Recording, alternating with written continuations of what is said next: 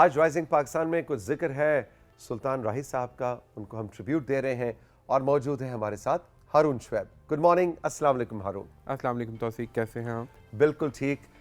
एक ऐसा नाम, एक ऐसा लेजेंडरी किरदार कि जिनके वो खुद भी एक फिल्मी किरदार है। बिल्कुल लार्जर दैन लाइफ अगर कहा जाए कि फिल्म स्टार को कैसा होना चाहिए तो वो हमें सुल्तान राही साहब की शख्सियत याद आती है। और आज ख़ास तौर पे क्योंकि उनकी बरसी भी है तो उस हवाले से हम उनको याद कर रहे हैं कि 1996 में वो इस दुनिया से गए। लेकिन यह है कि उनका जो असर है हमारी फिल्म इंडस्ट्री के ऊपर, जो डेफिनेशन है हीरोशिप की हमारे कल्चर में, उसके अंदर उनका एक बहुत बड़ा इम्प्रेशन रहेगा, इफ़ेक्ट है। और वो हम आज भी देख रहे हैं कि चाहे वो हमारे आज के हीरो भी हों, वो जब एक देसी हीरो का इमेज अपनाते हैं तो उसमें आपको सुल्तान राही की झलक कहीं ना कहीं नज़र आती है। यानी मौला जट जी, लेजेंड ऑफ मौला जट की अगर बात करें जो अब रिलीज हुई आके, जी आप तो उसमें फवाद खान और बिल्कुल हमजा के अंदर आपको सुल्तान राही और मुस्तफ़ा कुरैशी की जोड़ी वाला जो केमिस्ट्री है, जो उनकी डायनामिक्स है, वही रिफ्लेक्ट करती हुई नज़र आती है। ऑफ कोर्स टाइम्स के साथ चीज़ें बदल जाती हैं, लेकिन चाहे वो हुमायूं सईद जो हैं वो एक पंजाबी मुंडा प्ले कर रहे हो, या फ़हद मुस्तफ़ा कर रहे हो, या फवाद जिस तरह आपने कहा, तो उसके अंदर कहीं ना कहीं वो झलक सुल्तान राही साहब की नज़र आती है। क्योंकि उनका जो था वो पर्सोना जो था तौसीक, वो कल्चर के ऊपर जो है वो उसके इम्प्रेशंस बहुत ज़्यादा थे। पूरा एक डेकेड है जी, 56 से वैसे तो उन्होंने काम शुरू किया, पहले एज अ स्टंटमैन, ये देखिए आप, और कैरेक्टर रोल्स में आते रहे। बिल्कुल आपको यंग से सुल्तान राही इसमें नज़र आएंगे, this probably is from the 60s। फिर उन्होंने कुछ फिल्मों में काम करते रहे, छोटे छोटे किरदार अदा करते रहे। लेकिन एक्चुअली जो सुल्तान राही को पहचान मिली वो जब उन्होंने 70s में आके, बाबुल एक फ़िल्म थी उसमें उनको निगार अवार्ड भी मिला, और फिर जो 72 की फ़िल्म थी वहशी जट, वो जो हसन अस्करी साहब की फ़िल्म है, वो एक बहुत खूबसूरत फ़िल्म थी। और उससे जो है ये गंडासा और जट का किरदार और ये जो है ये सब इस्टेब्लिश हुआ।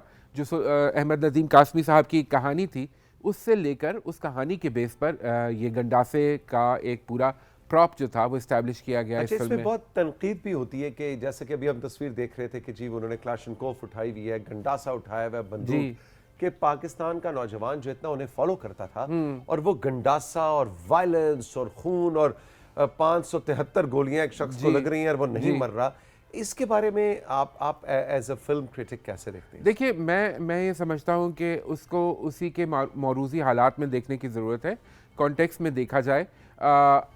मैं बड़ा इंटरेस्टिंग, अक्सर लोग ये कहते हैं कि ये पंजाबी फिल्में जब हिट होना शुरू हुई और ख़ास तौर पे 79-80 में जब मौला जट आई और इतनी बड़ी हिट हुई कि 2 साल तक मुसलसल लगी रही, तो लोग कहते हैं कि उसकी वजह से उर्दू फिल्में जो हैं वो बनना बंद हो गई, या जिस तरह का एक माहौल चल रहा था, एक सोशल किस्म की फिल्में हुआ करती थी जो फैमिलीज जाती थी देखने के लिए, वो जो हैं वो हट गई। तो सुल्तान राही साहब के ऊपर अगर लोग ये तनकीद करते हैं तो मैं उनसे ये कहूँगा कि सुल्तान राही की मौला जट आने से 2 साल पहले आईना फिल्म आई थी और बहुत हिट हुई थी। आपको याद होगा नदीम की फिल्म की, बहुत खूबसूरत फिल्म, नदीम शबनम की, और रॉबिन घोष का म्यूजिक, और बड़ी खूबसूरत अर्बन फैमिली, और उसमें कोई वॉयलेंस नहीं था।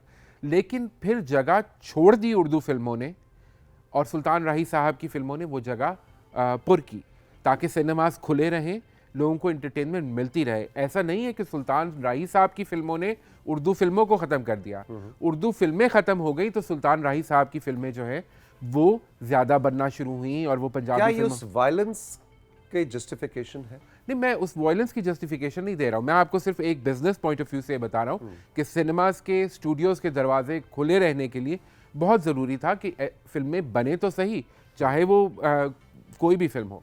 अच्छा, अब आप आ जाते हैं आपकी दूसरे, चाहे वो कोई भी फिल्म हो, चाहे वो कोई भी फिल्म हो, जाहिर है ये एक इंडस्ट्री थी जो अपने एक बहुत से लोग उसके अंदर एम्प्लॉयड थे, उन्होंने काम करना था, तो फिर जो फिल्म हिट हो रही थी वो और उस तरह की फिल्में बन रही थी। तो फिर ऐसे में हारून, हम आज के टेलीविज़न इंडस्ट्री को या आज के मॉर्निंग शोज़ को या हम अपने करंट अफेयर्स के शोज़ में जहाँ सियासतदानों को बिठा के लड़ाया जाता है, जो भी, उस पर हम तनकीद क्यों करते हैं?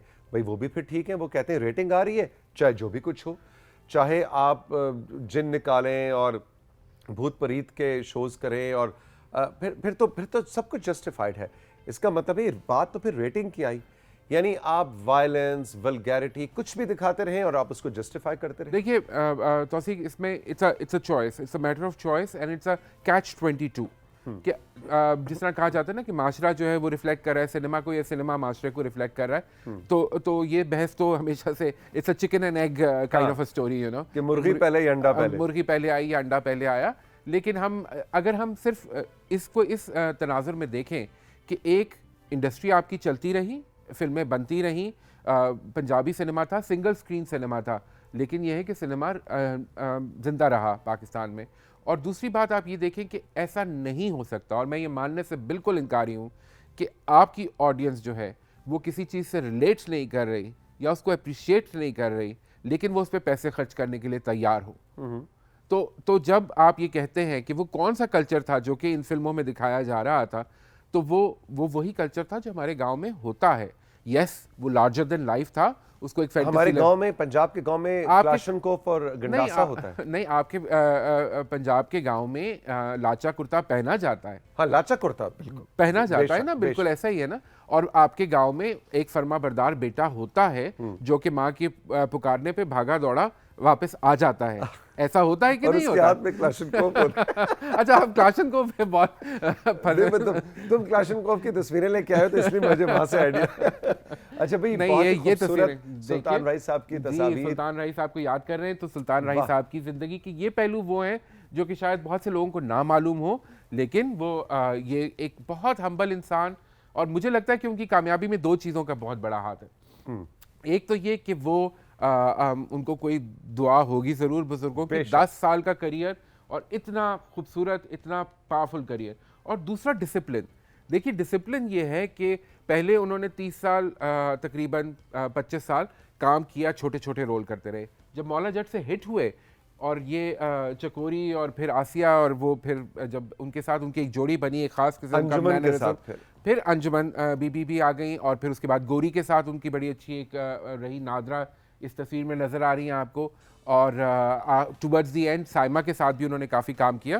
तो जब आप ये सब देखते हैं तो आप ये देखते हैं कि एक इंसान तंग तो आता होगा ना खुद भी कि मैं कुछ और करूँ।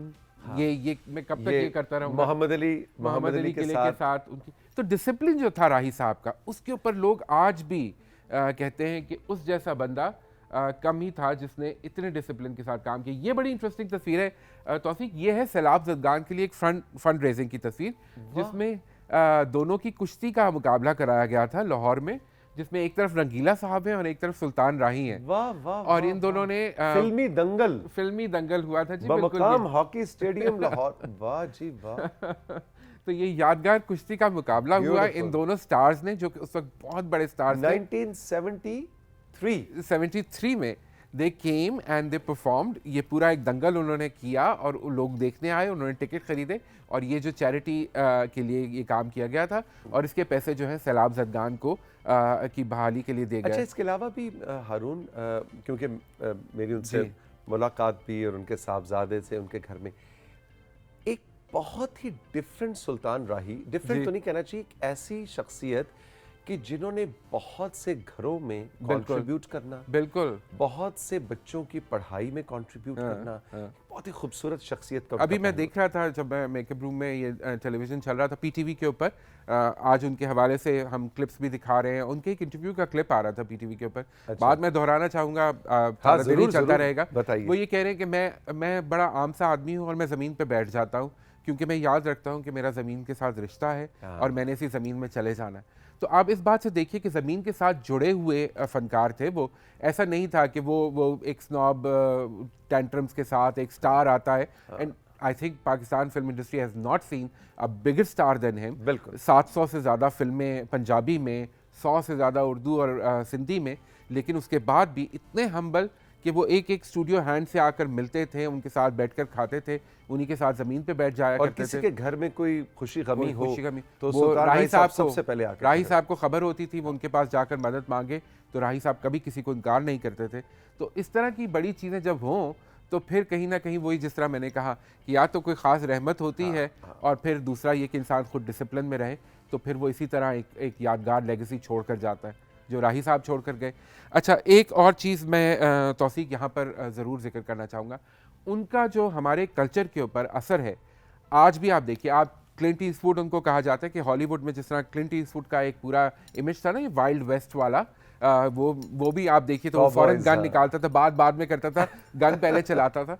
तो इसी तरह सुल्तान राही साहब का भी हमारे एक कल्चर के ऊपर पूरा अभी भी इंप्रेशन है और एक आइकॉन के तौर पे उनको याद रखा जाता है। अभी भी मर्चेंडाइजिंग में आप देखिए, आज भी मॉडर्न आर्टिस्ट जब बैठते हैं और वो कहते हैं पाकिस्तान का पॉप कल्चर या स्ट्रीट कल्चर किस तरह हम जो है वो डिपिक्ट करें, तो आपको आइकॉनोग्राफी सुल्तान राही साहब की कहीं ना कहीं नजर आती है। मैं कुछ तस्वीरें भी लाया था, अगर हम साथ साथ वो भी देखते जाएं ताकि हमें पता चले कि जिस तरह ये देखिए आप एक सुपरमैन के रूप में आपको सुल्तान राही साहब आज के आर्टिस्ट की बनाई हुई है। कितनी खूबसूरत तस्वीर है कि हमारे लिए वो सुपरमैन ही थे, सुपर हीरो जिस तरह कहा जाता है ना, तो वो सुल्तान राही वाज अ सुपर हीरो। अब ये पता नहीं एआई जनरेटेड है ये एक्चुअल पेंटिंग है जी, किसी ग्राफिक डिजाइनर ने वो बनाई है। ये देखिए आप कप्स के ऊपर अब सुल्तान राही साहब की फिल्मों के पोस्टर छपते हैं।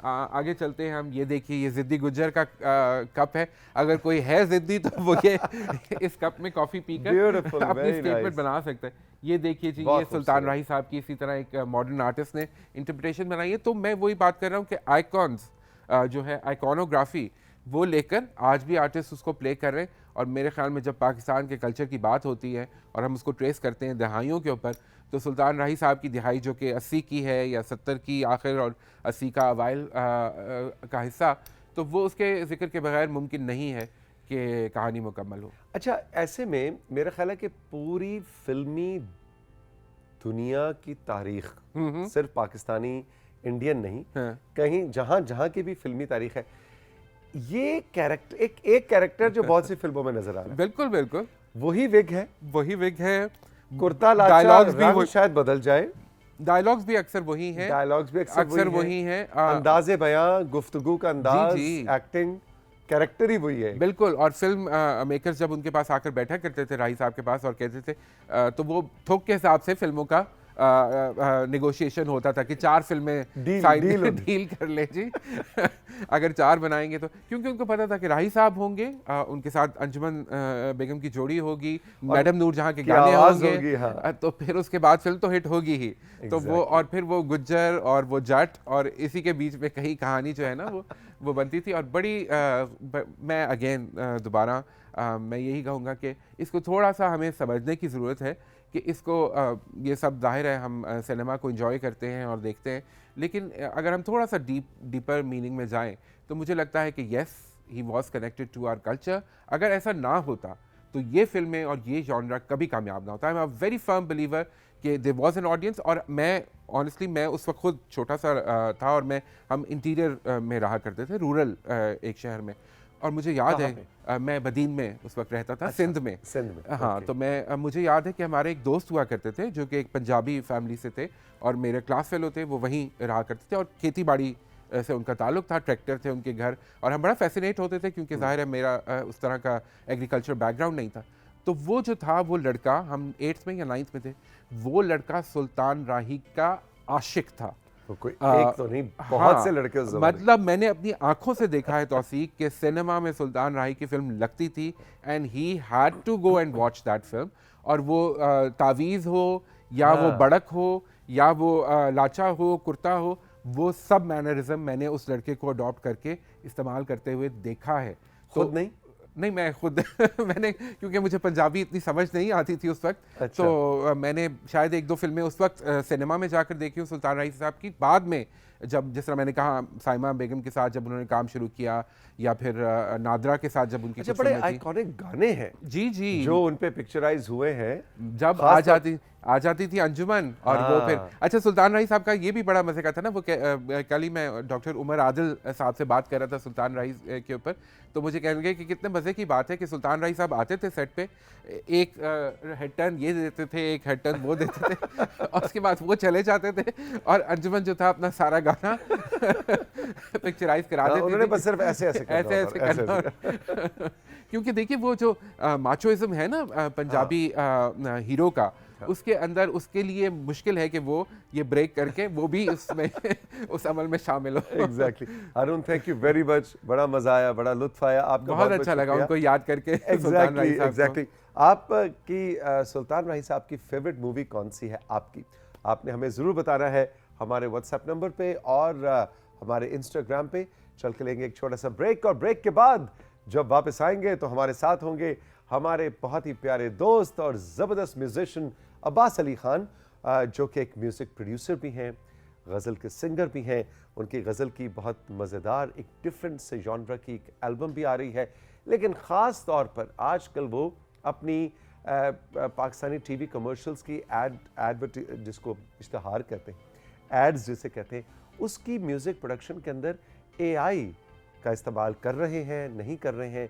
आर्टिफिशियल इंटेलिजेंस किस तरह से म्यूज़िक इंडस्ट्री को अगले 20 साल में इम्पैक्ट करने वाली है, इस हवाले से अब्बास के पास बहुत ही दिलचस्प बातें हैं, कुछ प्रेडिक्शंस हैं म्यूज़िक के हवाले से जो हम अनफोल्ड करेंगे इस ब्रेक के बाद। रहिए मेरे साथ, यह है राइजिंग पाकिस्तान।